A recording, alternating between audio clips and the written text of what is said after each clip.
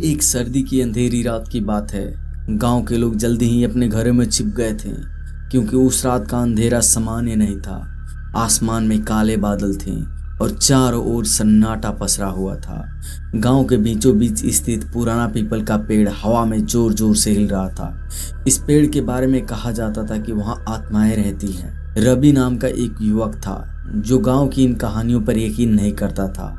उसने सोचा कि ये सिर्फ बुजुर्गों के डराने के लिए बनाई गई कहानियां हैं। उस रात रवि ने ठान लिया कि वह पीपल के पेड़ के पास जाएगा और गांव वालों की इन मान्यताओं की सच्चाई पता लगाएगा। उसने अपने दोस्तों को भी बुलाया, लेकिन सबने डर के मारे मना कर दिया। रवि अकेले ही चल पड़ा।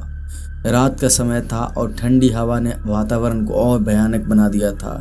रवि के कदमों की आहट सुनाई दे रही थी और दूर से कुत्ते की भौंकने की और रोने की आवाज सुनाई दे रही थी। उसके हाथ में एक टॉर्च थी जिसकी रोशनी कमजोर थी और उसकी बैटरी भी खत्म होने वाली थी, लेकिन रवि के चेहरे पर आत्मविश्वास था।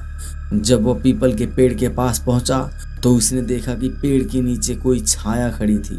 पहले तो उसे लगा कि ये एक कल्पना का हिस्सा है, लेकिन जैसे ही वो पास गया छाया स्पष्ट हो गई।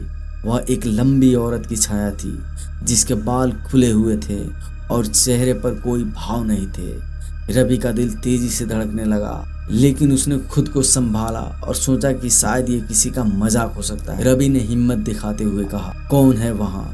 अगर कोई मजाक कर रहा है तो बंद कर दो। लेकिन जवाब में एक गहरी ठंडी हंसी सुनाई दी। वो हंसी जैसे रवि के दिल में छुरी चला रही हो। तभी वह छाया उसकी ओर बढ़ने लगी। रवि का टॉर्च अचानक बुझ गई और अंधेरे में डूब गया।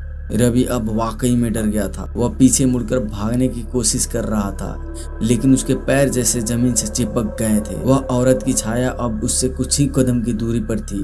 उसने देखा कि औरत का चेहरा भयानक था। उसकी आंखें खून की तरह लाल थी और होठों पर एक विचित्र मुस्कान थी।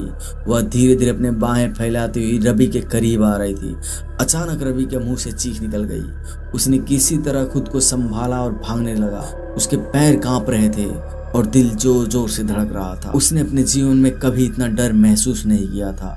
जैसे तैसे वह अपने घर पहुंचा और दरवाजे को जोर से बंद कर दिया। उसकी सांसें तेज थीं और पसीना उसके चेहरे से बह रहा था। अगली सुबह गांव वालों ने रवि को घर से बाहर आते हुए देखा। उसका चेहरा पीला पड़ चुका था और आंखों में डर साफ दिखाई दे रहा था। वह चुपचाप था और उसने किसी से कुछ नहीं कहा, लेकिन गांव वालों ने समझ लिया था कि उस रात उसने कुछ ऐसा देखा जिसे शब्दों में बयान नहीं किया जा सकता। पीपल का पेड़ अभी भी वहीं था, अपनी छाया फैलाए हुए, मानो किसी नए शिकार का इंतजार कर रहा हो। गांव वाले अब जानते थे कि उस अंधेरी रात के पीछे कोई साधारण कहानी नहीं थी। उस रात की घटना के बाद कोई भी उस पेड़ के पास जाने की हिम्मत नहीं करता।